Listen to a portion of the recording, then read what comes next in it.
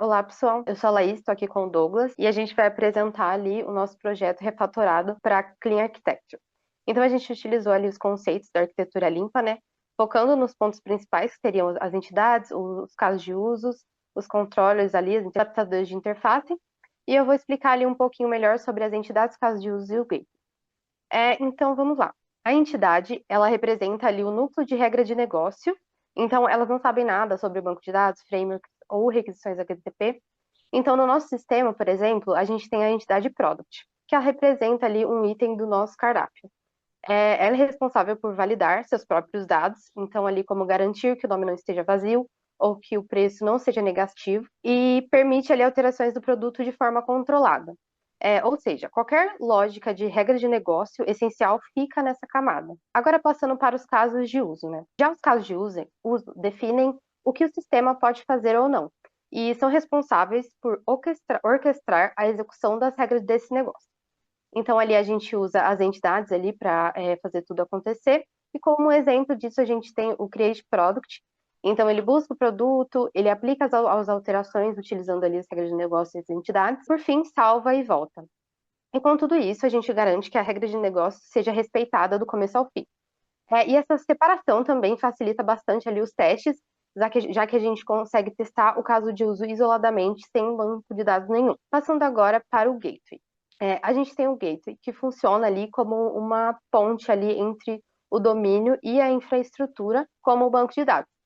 Então, no nosso caso ali do Product Gateway, ele vai definir ali os métodos como Find by ID, Create Update, só que ele não vai implementar nada. E quem faz essa implementação concreta ali depois seria o nosso banco, né, ali, o RM, que seria o Prisma.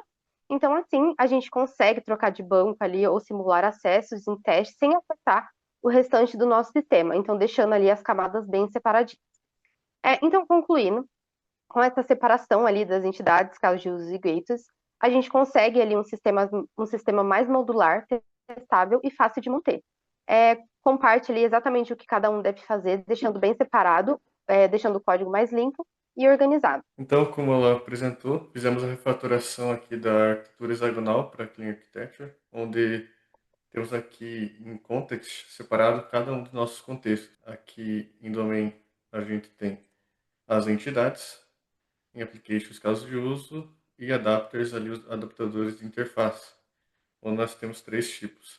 Aqui nós temos como exemplo o controller. Aqui vamos, por exemplo, no product controller. O Product Controller, ele vai depender ali de uma interface externa, no caso ali nosso data source, e ele vai fazer essa orquestração aí dos use cases. Então, ele que vai ser responsável por criar o gateway, passando para ele esse data source. Depois que ele criar esse gateway, ele vai criar o use case, passando o gateway, que é a dependência do use case.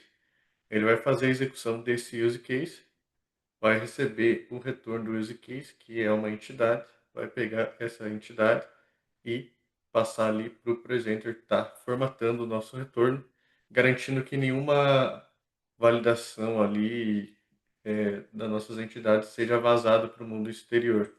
Então, esse é um exemplo aqui de controller. Vamos agora, por exemplo, do presenter. Por exemplo, no Create Product Presenter, ele recebe a entidade, retorna aqui, no caso, DTO, mas aqui a gente chamou de Create Product Out, que seria um tipo ali que pode ser aceito para o mundo externo.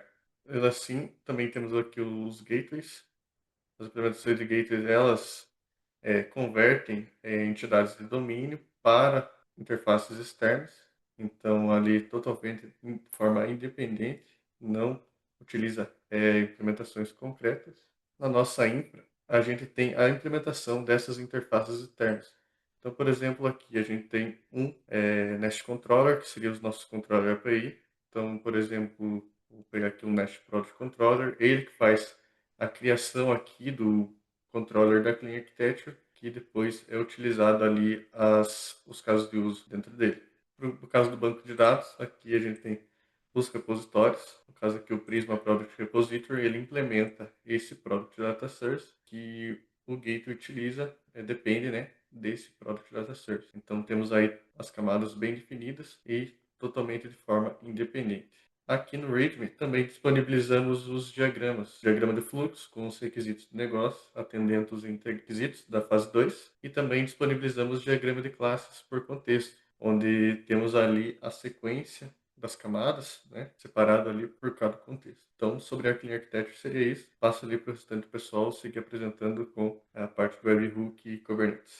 Olá, meu nome é Shaina, estou aqui com o Paulo. Nós vamos estar apresentando a parte de Kubernetes do projeto. A gente criou utilizando a ferramenta Helm como gerenciador aí de empacotamento e organização do projeto. Dentro da pasta TK8S nós temos o template. Dentro de template nós temos cada pastinha para cada manifesto, né? Aqui na pastinha de config nós temos um config map para cada manifesto, né? Então no caso tem uma pra API, para o banco de dados e para o localhost. Localhost é uma ferramenta que a gente vai utilizar para fazer teste de carga. Nós também temos aqui uma pastinha de deployment, que nós criamos para cada um também. Aqui no Deployment API, nós temos dois init containers. O primeiro init container ele vai aguardar a subida do banco de dados e ele vai fazer até 200 pings durante 3 segundos para saber se o serviço do banco de dados subiu. E o segundo init container nós temos que subir as migrações em si. Pulando aqui para o HPA, nós criamos o manifesto do HPA que configurando a lógica da seguinte maneira, então ele vai permitir que a nossa aplicação escale com uma média de 50% da utilização do CPU e da memória, então no máximo, vai escalar no máximo até 10 réplicas, e depois a gente configurou o scale down para redução das cargas em 60 segundos.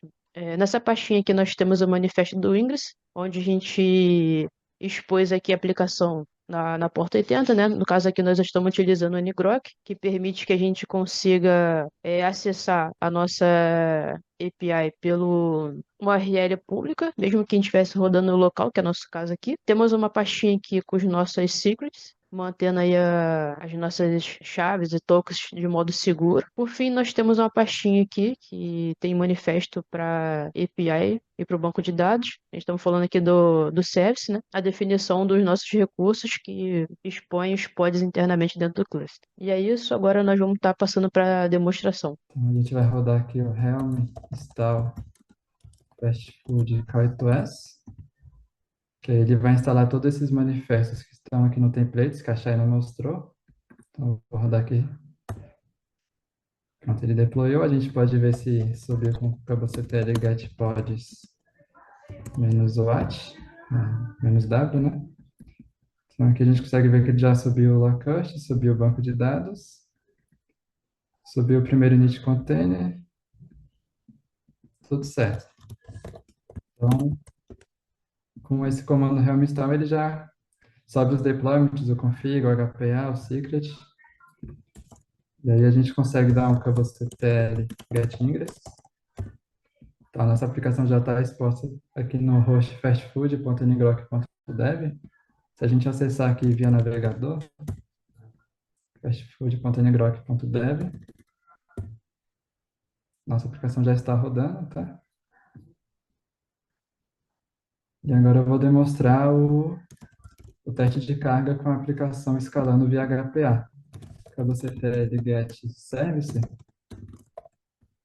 A gente consegue ver aqui que a gente tem um serviço do locust na porta 80. A gente pode dar um kubectl port forward service barra locust, que eu vou usar 8089, que vai me dar na porta 80. O port forward ele vai fazer um túnel entre a minha máquina local e o serviço aí do locust. Deu certo? Então, se a gente acessar lá agora o navegador no localhost, na porta 8089, a gente consegue ver que é a interface do locust, tá? Então, aqui no locust, aqui no config map dele, a gente configurou para ele fazer uma requisição GET para produtos, listando pela categoria lanche. Aí ele vai pegar esse ID e vai criar um pedido com base nesse ID, com a quantidade aqui de 1 até 5 randômico, então é aleatório, tá? Então, vou até abrir aqui o K9S para facilitar a visualização. Voltando ali para o locust. Aqui a gente configura o número de usuários, então eu vou pôr, por exemplo, 20.000 usuários. Spawn rate, quantos usuários ele vai criar desses 20.000 por segundo. Então, aqui eu vou pôr 100 usuários por segundo. E o host que a gente coloca aqui HTTP, dois pontos, barra, barra, o serviço lá da API. Então, se eu rodar aqui, KBCTL get service, a gente consegue ver aqui o nome Fast Food Service. Então, voltando ali, Fast Food Service. Ponto. Então aqui a gente coloca o namespace que ele se encontra, no caso aqui é o default, ponto service, ponto cluster, ponto local. Vou dar aqui um start. Então aqui em cima a gente consegue ver a quantidade de usuários que ele criou. Já criou aqui 500 usuários, 700. Aqui as requisições que ele está fazendo, então a requisição get aqui para a categoria de produtos, filtrando por lanche, e depois ele faz aqui um post no orders, criando o pedido. Aqui em charts a gente consegue ver as requisições acontecendo. Eu vou abrir aqui o canal VS, e conforme ele atingir ali os 50% de memória ou de CPU, ele vai escalar aqui a nossa aplicação. Esperar aqui um tempinho.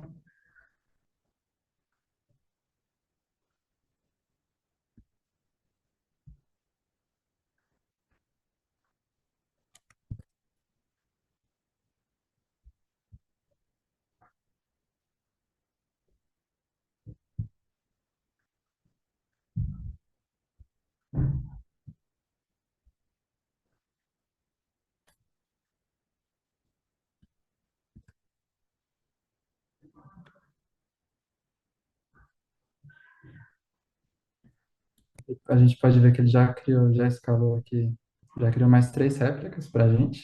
E aí, quando ele criar as réplicas aqui, a gente pode ver que o consumo cai um pouco. Então, aqui no momento a gente tem 4 réplicas da nossa aplicação rodando. E aí, se eu der aqui o stop, a gente vai ver o scale down acontecendo depois de um minuto que ele estabiliza.